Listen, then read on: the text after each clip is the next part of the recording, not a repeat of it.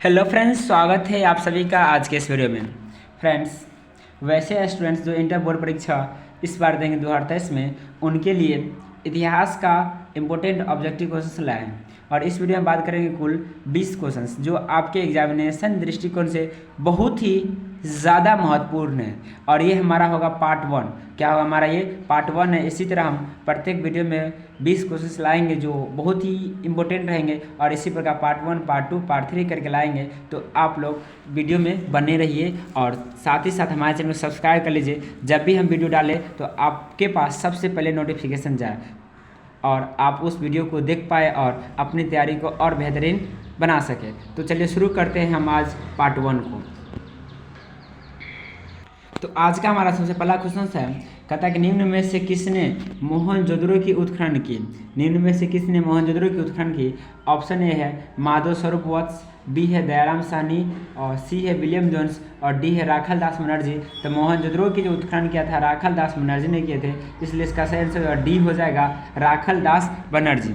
अगला प्रश्न है, कहता है कि किस धातु का ज्ञान सिंधु घाटी के वासियों को नहीं था? ऑप्शन है सोना, बी है चांदी, सी है लोहा और डी है तांबा। तो इसका आंसर होगा सी हो जाएगा, लोहा हो जाएगा। लोहा का ज्ञान सिंधु घाटी के वासियों को नहीं था। अगला प्रश्न है, कहता है कि एशियाटिक सोसाइटी की स्थापना किसने की थी? ऑप्शन है कनिंघम, बी है फ्लीट, सी है डीसी सरकार और डी है विलियम जोन्स। तो इसका सही आंसर डी हो जाएगा, विलियम जोन्स। क्या हो जाएगा? डी हमारा हो जाएगा विलियम जोन्स। अगला प्रश्न है, कहता है कि हड़प्पा किस नदी के किनारे स्थित है? हड़प्पा जो है वह किस नदी के किनारे है? ऑप्शन ए है सिंधु, बी है ब्यास, सी है सतलज और डी है रावी। तो आपको मालूम है जो हड़प्पा जो है रावी नदी के किनारे स्थित है। किस नदी के किनारे? रावी नदी के किनारे। तो इसका सेंस हो जाएगा डी हो जाएगा, रावी नदी। अब अगला प्रश्न देखिए, कहता है कलिंग की लड़ाई कब लड़ी गई? कलिंग की लड़ाई कब लड़ी गई? ऑप्शन है 261 ईसा पूर्व, बी है 280 ईसा पूर्व और सी है 250 ईसा पूर्व और डी है 290 ईसा पूर्व। तो कलिंग की जो लड़ाई लड़ी गई थी 261 ईसा पूर्व लड़ी गई थी। इसका सही आंसर हो जाएगा ए हो जाएगा आपका। अगला प्रश्न है, कहता कि अशोक किस वंश का राजा था?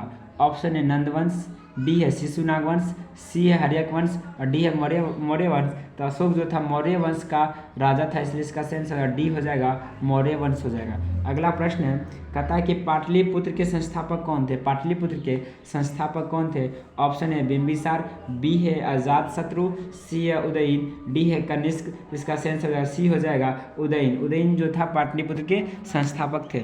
अगला प्रश्न है, कहता है कि मुद्रा राक्षस किसकी रचना थी? मुद्रा राक्षस किसकी रचना थी? ऑप्शन है कौटिल्य, बी है विशाखा दत्त, सी है मेगास्थनीज, डी है इनमें से कोई नहीं, बी है। इसका सेंस बी हो जाएगा, विशाखा दत्त हो जाएगा। क्या हो जाएगा? बी हमारा विशाखा दत्त हो जाएगा।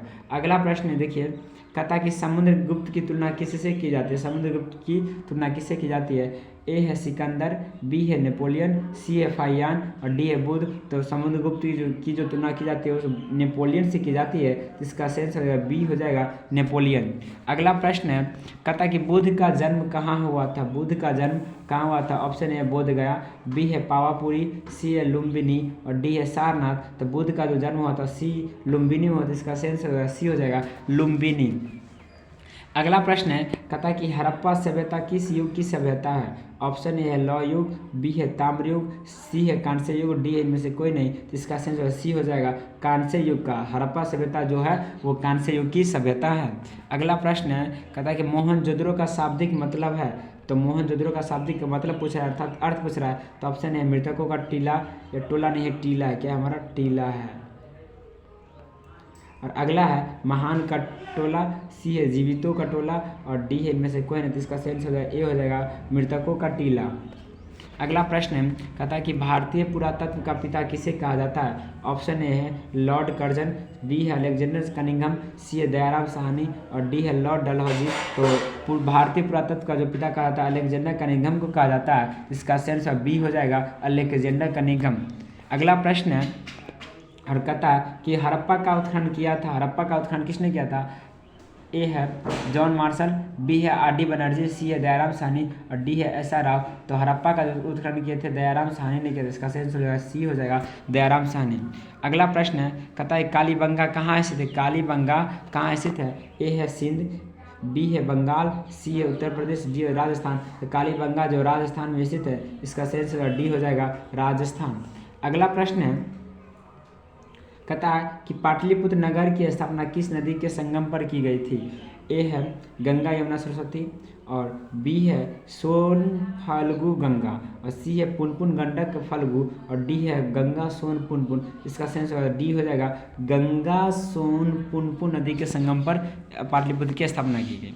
अगला प्रश्न है, भारतीय इतिहास का कौन सा काल स्वर्णकाल के नाम से जाना जाता है? ए है मौर्य काल, बी है गुप्त काल, सी है मुगल काल, और डी है अंग्रेजों का काल। इसका सही आंसर बी हो जाएगा गुप्त काल हो जाएगा। क्या हो जाएगा? गुप्त काल हो जाएगा।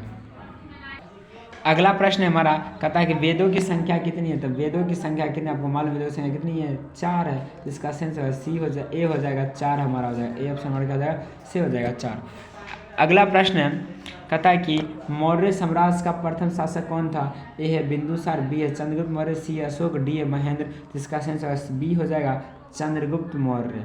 और हमारा लास्ट क्वेश्चन से और 20 नंबर है, और कहता है कि द्रौपदी किसकी पत्नी थी? ऑप्शन ए है बी भीम, बी है युधिष्ठिर, सी है अर्जुन, डी इनमें सभी। द्रौपदी जो थी भीम की भी पत्नी थी, युधिष्ठिर की, अर्जुन की भी। इसका सही आंसर डी हो जाएगा इनमें से सभी। तो फ्रेंड्स आज के इस वीडियो में इतना ही। चलिए, तो आप लोग सभी ये क्वेश्चंस को अच्छी प्रकार से डील कर लीजिएगा, और मिलते हैं अगले वीडियो में। और अगले पार्ट 2 आएगा हमारा, तो आप लोग ज़रूर देखिएगा, वो भी वीडियो बहुत ही इंपॉर्टेंट रहने वाली है। तो आज के लिए इतना ही, मिलते हैं अगले वीडियो में। जय हिंद।